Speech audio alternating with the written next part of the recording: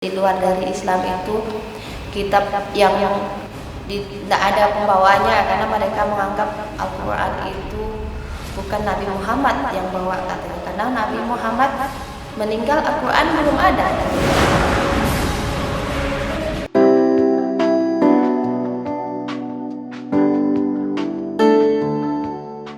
Padahal Al-Quran akhirnya hilang sendiri. Nah, mungkin saya akhirnya berpikir mungkin itulah salah satu cara mereka untuk mengajak saya untuk kembali lagi ke ini. Cuman mereka tidak mau mengatasnamakan keluarga. Akhirnya lama-lama akhirnya hilang sendirilah, nggak itu lagi, nggak ada menghubungin saya sekarang. Pada akhirnya sampai sekarang ini nggak pernah lagi lah. Apalagi dengan sekarang dengan dia Facebook yang bisa diakses dari kota sampai ke kampung kan. Nggak pernah lagi sih mereka itu mengaku-ngakui kayak gitu. Apalagi setelah saya udah punya keluarga masing-masing, akhirnya nggak pernah lagi SMS tersesat, telepon yang tadinya pura-pura nggak kenal gitu. Setelah saya masuk Islam itu akhirnya apa yang menjadi pertanyaan saya yang dulu waktu masih Kristen, nanti setelah kita meninggal itu bagaimana kehidupan di akhirat, akhirnya terjawab semua. Ternyata di Islam itu apa yang menjadi pertanyaan saya di waktu sebelum Islam itu terjawab semua. Akhirnya makanya saya setelah Islam itu saya merasa salah satu orang yang ibaratnya yang menjadi pilihan lah. Saya merasa bangga bisa menjadi seorang Muslim, walaupun belum bisa sempurna seperti Islam yang lain, tapi saya merasa senang, merasa bahagia, merasa apalagi setelah saya baca Al-Quran itu, ternyata orang-orang yang di Al-Quran itu kan sering disebutkan beberapa ayat itu, ternyata orang-orang yang bukan Islam itu letaknya di neraka jahanam. Akhirnya dari situ saya menjadi, ya Allah, kata saya bilang, ternyata apa yang selama ini saya alami, ternyata Engkau ingin saya menjadi orang yang selamat dari sekian banyak orang. Makanya kita baca Al-Quran itu memang di situ tuh terjawab apa yang ingin saya cari selama ini.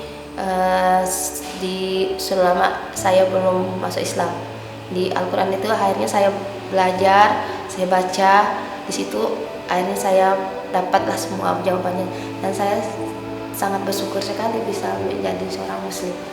Terus sebelum saya masuk Islam itu saya memandang Al-Quran itu sesuatu yang sangat sulit sekali untuk dipelajari, tapi dalam hati saya, kalau kita mau belajar pasti dimudahkan.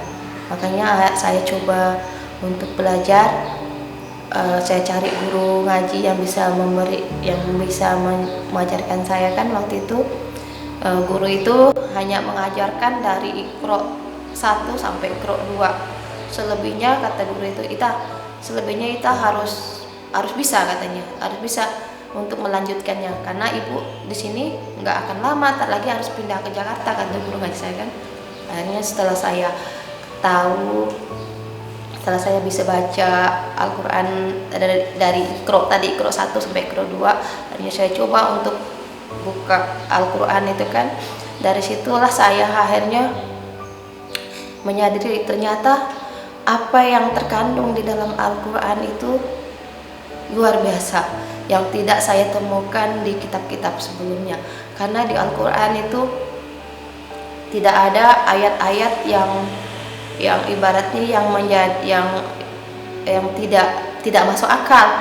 Kalau di Al-Quran itu, apa yang Al-Quran ceritakan tentang Nabi Isa itu di Al-Quran surat An-Nisa itu Allah menjelaskan kalau pada Nabi Isa itu dilahirkan dari seorang ibu bernama Maryam tanpa ada bapaknya. Kalau di Al-Quran itu kan dia menjelaskan secara detail kalau Nabi Isa itu dilahirkan dari seorang ibu yang atas kehendak Allah. Allah hanya cukup mengatakan kun fayakun, maka jadilah. Akhirnya dari situ saya merasakan memang di Al-Quran itu tidak ada yang ayat-ayatnya tuh keluar tanpa ada faktanya. Contohnya tentang Nabi Isa itu kan, kalau Nabi Isa itu dilahirkan di bawah pohon kurma. Ada kan pohon kurma yang ditunjukkan ditunjukkan di muka sana, kalau ini letakkan Nabi Isa dilahirkan. Memang saya pelajari di situ pelan-pelan. Akhirnya saya coba baca pelan-pelan, terus saya baca tafsirnya. Alhamdulillah sampai sekarang akhirnya saya bisa gitu untuk baca Al-Quran. Dan mungkin kalau saya lihat di lingkungan keluarga aja yang mereka lahir dari keluarga muslim ya, mereka masih belum lancar baca Al-Qurannya. Sementara saya yang ini, saya merasa saya sudah bisa jauh di bawah mereka, walaupun belum bisa, maksudnya tuh belum bisa untuk tajwidnya saya belum bisa ini. Tapi saya merasa pada akhirnya saya bisa gitu untuk belajar Al-Quran. Disitulah memang saya itu dari contoh Nabi Isa aja sudah bertentangan, belum lagi yang kalau memang tidak ada Al-Quran kan di surat Al-Baqarah aja Allah sudah menjelaskan alif lam mim zalikal kitabul la raiba fihi. Di situ Allah langsung bilang kitab ini tidak ada lagi keraguannya. Berarti apalagi yang mau kita pertentangkan gitu, Bah? Padahal kan kalau memang Allah tidak menjaga Al-Quran itu kitab yang memang diturunkan di akhir zaman, kan tidak mungkin Allah bisa saja Allah nggak nyelitkan ayat Al-Baqarah ayat surat Al-Baqarah ayat yang kedua itu di surat-surat yang terakhir, tapi Allah letakkan di paling depan. Itu kan pasti kan ada tujuannya, supaya kita tahu memang kitab ini tidak ada keraguannya gitu.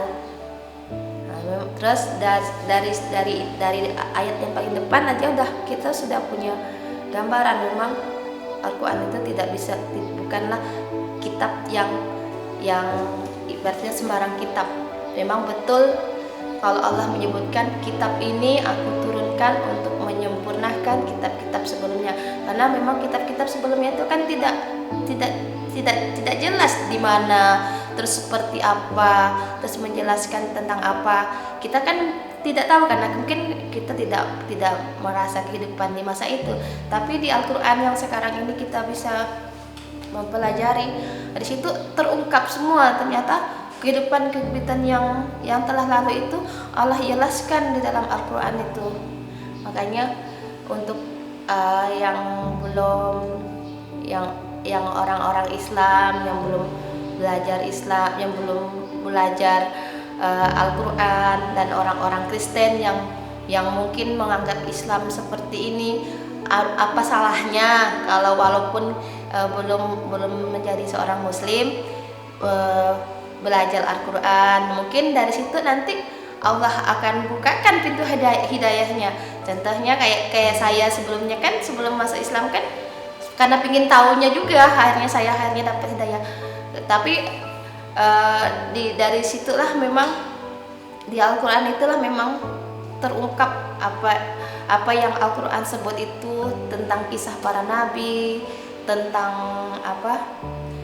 kalau kita itu kiblatnya ke Mekah itu ada semua di Al-Quran, itu ada faktanya semua. Jadi Al-Quran bukanlah yang kitab yang kata orang-orang di luar dari Islam itu kitab yang tidak ada pembawaannya, karena mereka menganggap Al-Quran itu bukan Nabi Muhammad yang bawa katanya, karena Nabi Muhammad meninggal Al-Quran belum ada katanya. Tapi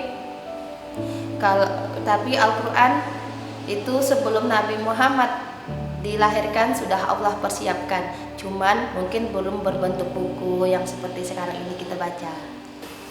Yang paling yang sering saya itu kan itu suasana misalnya kayak pas hari raya dulu waktu saya belum belum masuk Islam itu, kalau kalau kumpul Natal kan cuman senang-senang ya gitu, tidak ada yang bisa diambil hikmahnya dari Natal itu.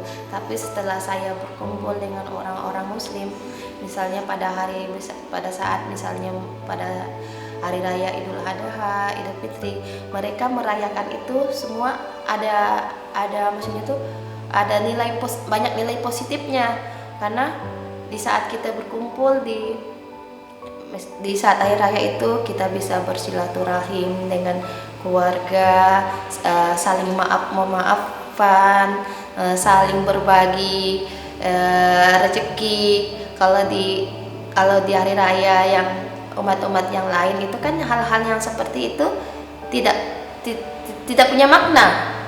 Kalau di Islam itu perayaan-perayaan hari raya seperti itu punya makna. Nah, itu sih yang saya anggap memang luar biasa gitu, kumpul momen-momen yang seperti itu.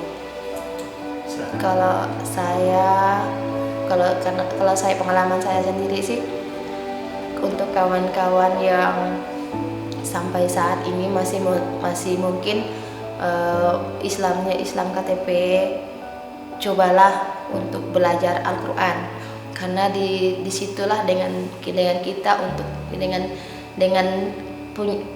kita untuk belajar Al-Quran itu nanti akan Allah bukakan kemudahan yang lain. Mungkin dengan niat kita untuk mau belajar Al-Quran, nanti Allah bukakan, misalnya yang sulit rezekinya nanti Allah bukakan pintu rezekinya, yang tadinya belum berhijab Allah mau ringankan hatinya untuk berhijab, yang tadinya sholatnya cuman ibaratnya pagi sore, mungkin dengan mencoba untuk mendekatkan diri dengan Al-Quran, nanti Allah bukakan hatinya untuk diringankan untuk menjalankan ibadah dengan sempurna.